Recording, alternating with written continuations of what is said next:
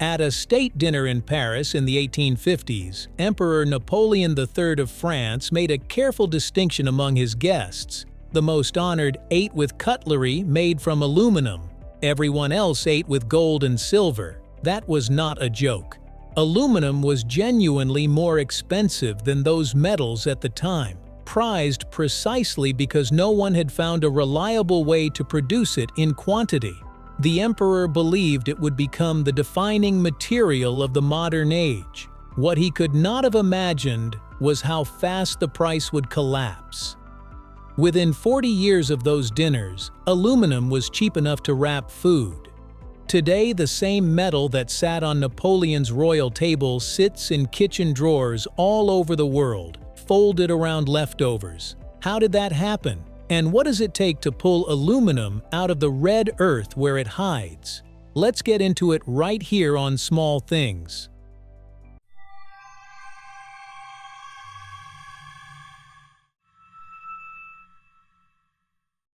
A metal hidden in plain sight. Aluminum is the most abundant metal in the Earth's crust, making up about 8% of the ground beneath your feet. That makes the scarcity problem seem strange at first. The reason it was so difficult to obtain is that aluminum never appears as a pure metal in nature. Unlike gold, which can be found as nuggets, aluminum is always chemically bonded to other elements inside rock. The most useful of those rocks is bauxite, a reddish-brown ore that looks at first glance like ordinary dirt. Getting aluminum out of bauxite is not a matter of heating the rock until the metal runs out. The bond is too strong for heat alone to break. Every step of the manufacturing process exists for one reason: to sever that bond. The decades when aluminum was a royal metal.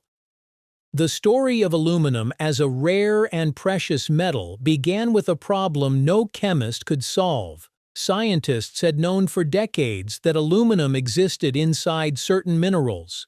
The British chemist Humphrey Davy identified it in 1807 and named it, but he could not isolate it. The element was theoretically understood, but practically unreachable. In 1825, the Danish chemist Hans Christian Ørsted produced tiny quantities for the first time, but the process was so difficult and so expensive that the amounts he could produce were measured in specks rather than grams.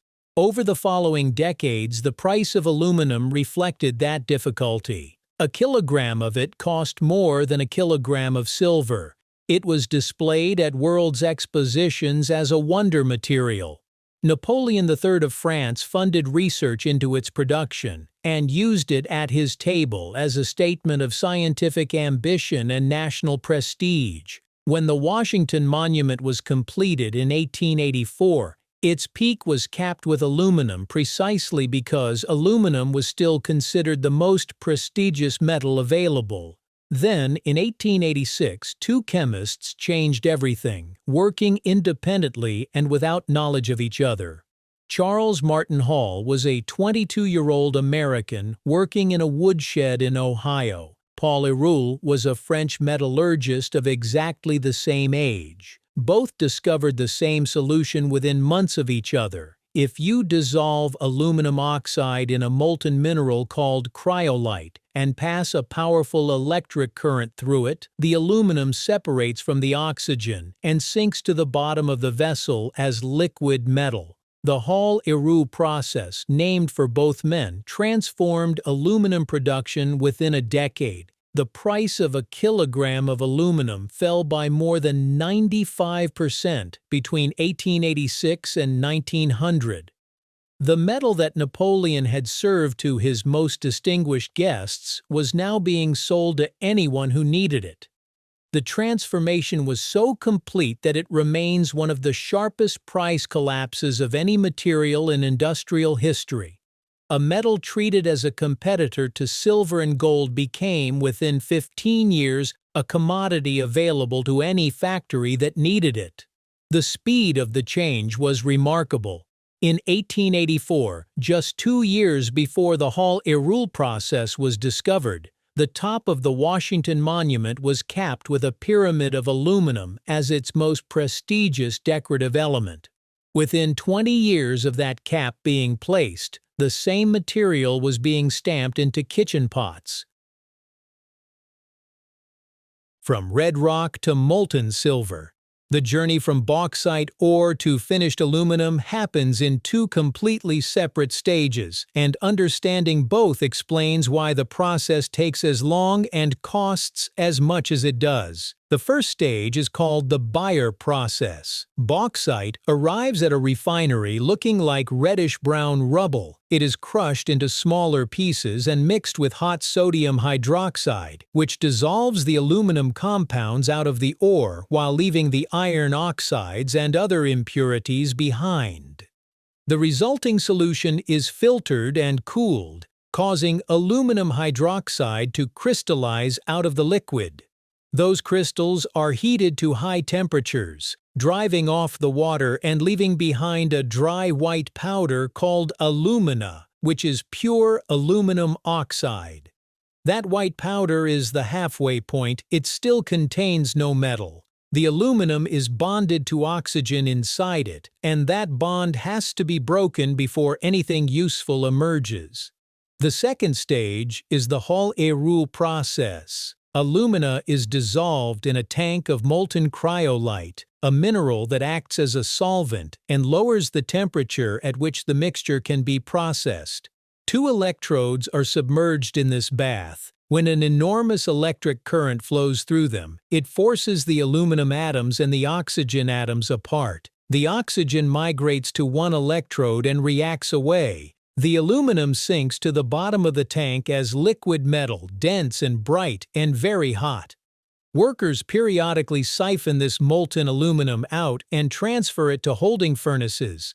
The transfer happens in large insulated crucibles, and the metal temperature at this point is close to 1,000 degrees Celsius. In those holding furnaces, the composition can be adjusted by adding small quantities of other metals, creating alloys with specific properties for specific uses. A small addition of magnesium makes the alloy stronger and more resistant to corrosion. A small addition of copper increases its hardness for structural components. Then the metal is poured into molds, cooled, and cast into the sheets, bars, or ingots that will eventually become aircraft panels, can walls, engine components, or kitchen foil. You cannot simply melt it out. The assumption most people carry about making metals is that the process involves heat.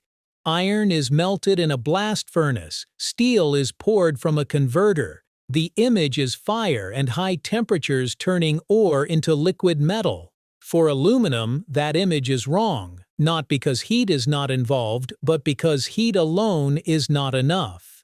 The bond between aluminum and oxygen in aluminum oxide is one of the strongest in industrial chemistry. Heating it does not release the metal. Even at temperatures far beyond what an ordinary furnace can reach, the compound holds together. This is why aluminum eluded chemists for so long after they knew it existed. They kept trying to heat it free, and it kept refusing. The only tool strong enough to break that bond is electrical energy. The Hall-Héroult process works not by melting the aluminum out, but by forcing electrons through the compound until the chemical bond breaks. This makes aluminum fundamentally different from most metals in how it is produced, and it explains why aluminum manufacturing uses an extraordinary amount of electricity, roughly as much per ton as an average household uses in an entire year. The environmental cost of that electricity is also why aluminum recycling matters so much more than it does for other metals. Melting used aluminum requires only about 5% of the energy that producing new aluminum from ore demands. That is not a small improvement. It is the difference between a process that costs a year of household electricity and one that costs 3 weeks. The aircraft and the can. Today you will find aluminum doing two jobs that look completely different from each other, but both depend on the same underlying qualities. The commercial aircraft is one of the most demanding applications any material can face. A large passenger jet contains more than 80 tons of aluminum in its fuselage, wings, and structural components. Steel would be stronger, but the weight penalty would make flight uneconomical at scale. Aluminum gives roughly the same structural rigidity as steel at about a third of the weight. The reason air travel became affordable is partly that aluminum made it possible to build aircraft that did not spend most of their fuel lifting themselves. Engineers alloyed it with copper, magnesium, and zinc to get the precise strength and corrosion resistance each part of the plane requires. The drink's can seems like the opposite end of that scale, but the engineering is equally precise. The walls of a standard aluminum can are thinner than a human hair, yet strong enough to hold carbonated liquid under pressure. The can is light enough to minimize shipping costs and thin enough to be made profitably from material that, compared to its former price, is essentially cheap. Most aluminum cans are back in circulation as new cans within 60 days of being recycled. The loop closes faster than for almost any other common material, which is why the aluminum in a can you recycle today may be in a new can on a shelf before the month is out. Unlocked at last. So how can a common red rock become a metal once worth more than gold? Think about Napoleon's dinner table again. The aluminum cutlery reserved for his most honored guests, the same metal now folded around a sandwich in a kitchen drawer. Aluminum feels ordinary today not because it was easy to find, but because humans finally learned how to unlock it. What was once trapped inside red earth and priced like treasure became one of the most useful metals in modern life because two chemists in a woodshed in a laboratory on opposite sides of the Atlantic discovered that electricity could do what fire could not.